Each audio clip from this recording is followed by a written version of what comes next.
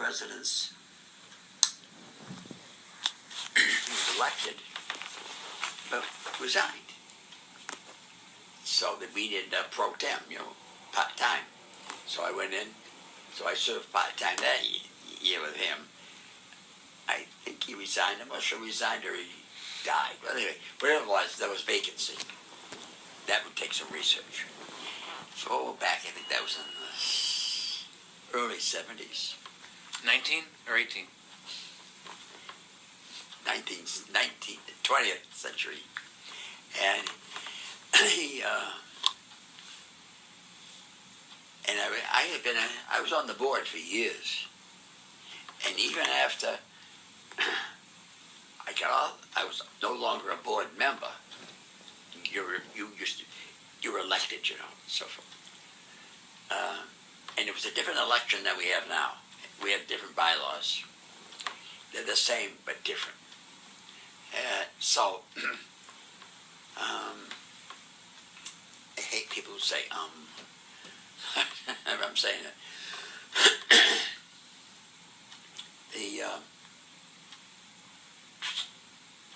I always went to meetings. We had the board meetings then were called executive committees. That's an English term. And board meetings are boards. It's an Americanism. And so when we changed the laws, the bylaws,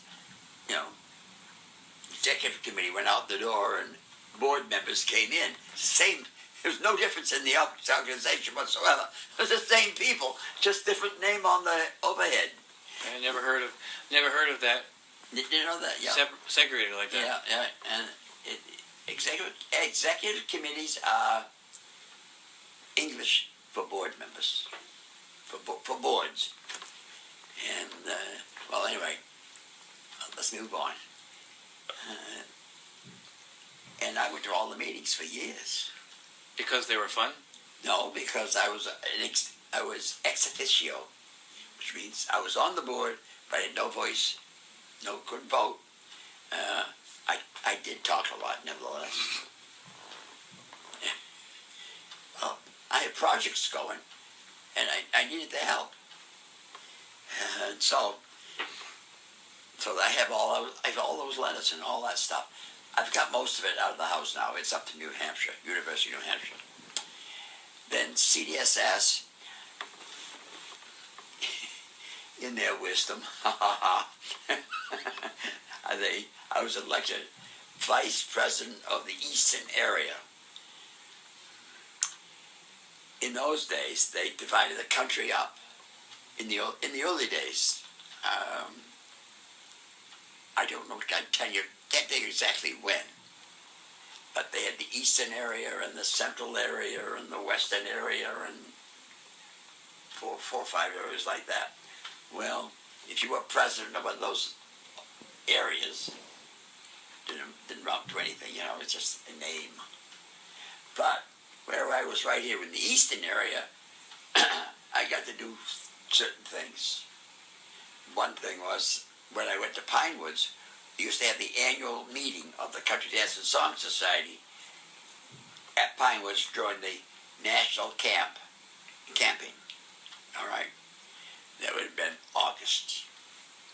Yeah. Well, one time the real president of the whole organization wasn't there, so I get to chair the meeting. I have dirty stories about the rest of that, but we won't go into those. They're all right, but it doesn't matter. Unimportant. Important to me. But so we ran the meeting, and it was fine.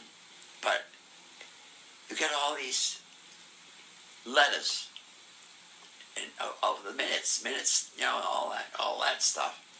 Well, I did pack rat, didn't throw anything away. So I get drawers full of that crap.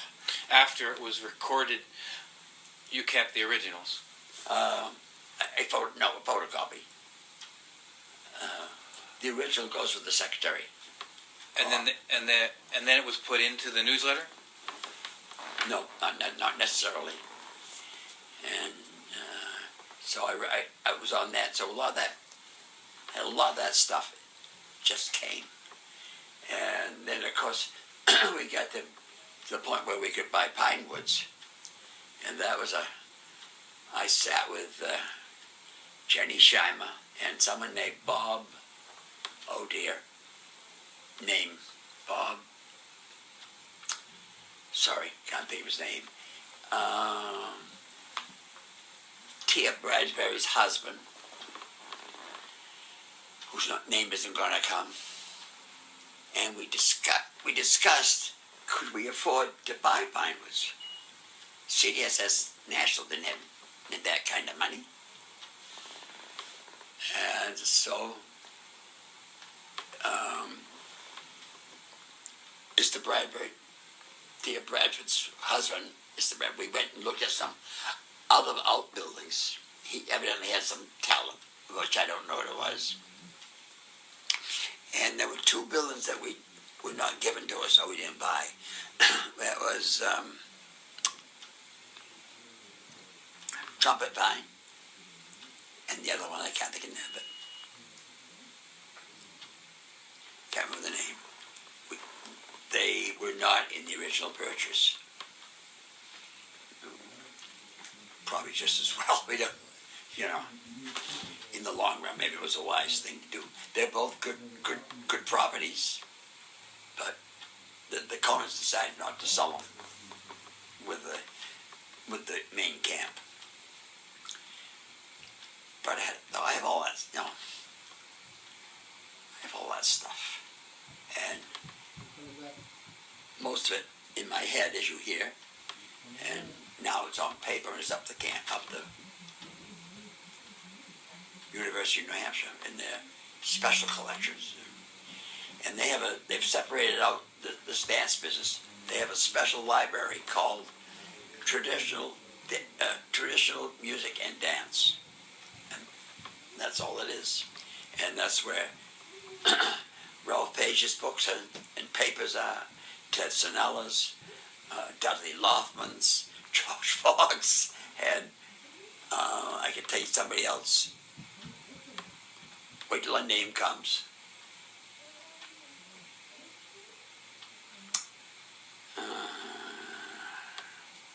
Sorry.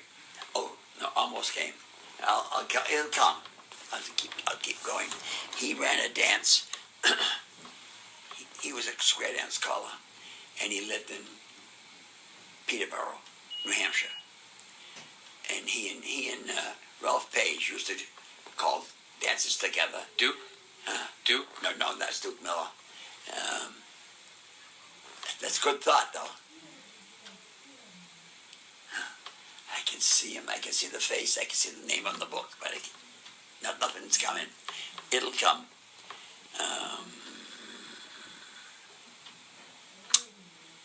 Shit, not going to come out.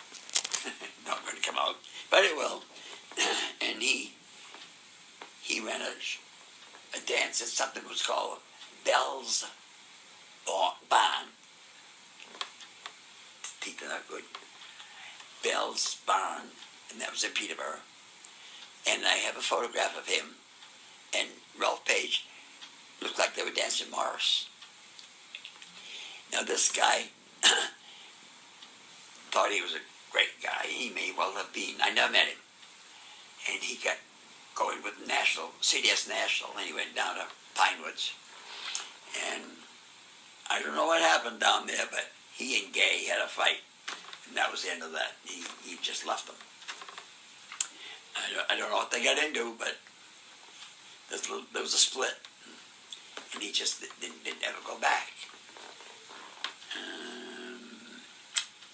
You think about his name.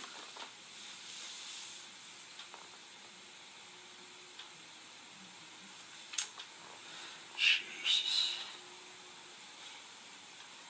Something's gone up here. It'll come, but it's tonight. I'll have to call you. Anyway, so I have all those papers. No good to me. They're in a box.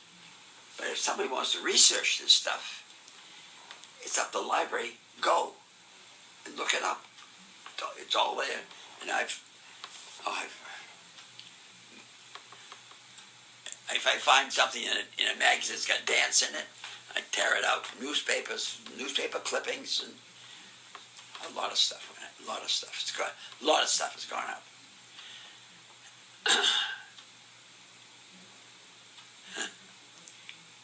I want to say Gibson, but that's not quite right.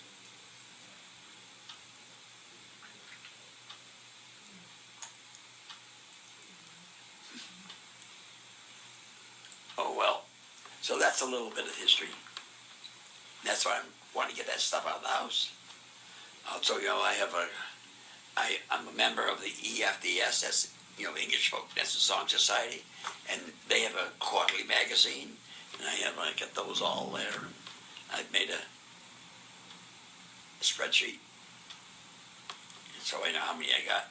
Spreadsheet, and folk music journals,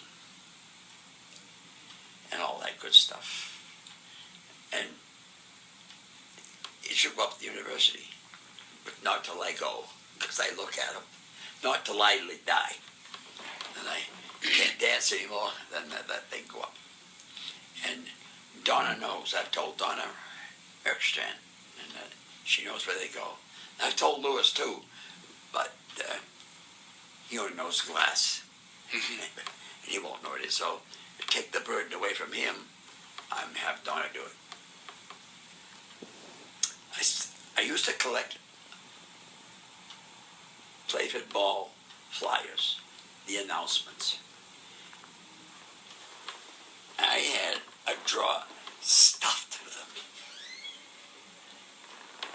The drawer, just barely slide one more in. And I collected them from the Boston Center, of course, which I started.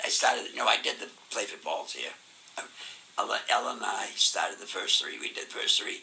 After that, I gave it up, offered it up, and so they're all up there. If you want to know about Playford Balls, they're up there. Williamsburg, Lenox, a woman you didn't know, Howard Lesnick had a wife, and she ran two of them out in Lenox, two little balls, and Williamsburg, I said, Richmond, Virginia, and if I could... And that's just for the people working there? That what, Richmond? No, they ran the ball. Richmond runs the ball. They call it colonial ball or something. It's not just for the employees? Oh, no. This is a public ball. If you want to go, you sign up and go. If they accept, they... Oh, God, I had a wonderful time with one of those balls. Oh, I laughed my balls off. Oh, God. we had a lot of fun. Karen Beryl was with us down there, and we stayed at the hotel. We had so much fun. She was a hot spook anyway. She was comical as hell. But it was that ball. Oh, they redone this Victorian building over, and you go in, gorgeous staircase, lots of gold and brass kind of stuff. You go up this, and then you go to the ballroom.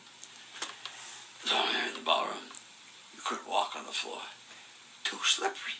It was so slippery. And so we went and changed our shoes. And so, and I decided, well, if it's so slippery, wet your soles of your feet, your shoes. And so I got some paper towels and put them down, and with wet ones. When we stand on those, and I noticed that partway through the evening, I looked out, and you could see where we had danced. We all danced in the same spot, and that was the only spot that wasn't slippery, because we had put so much water on it. If you stepped anywhere,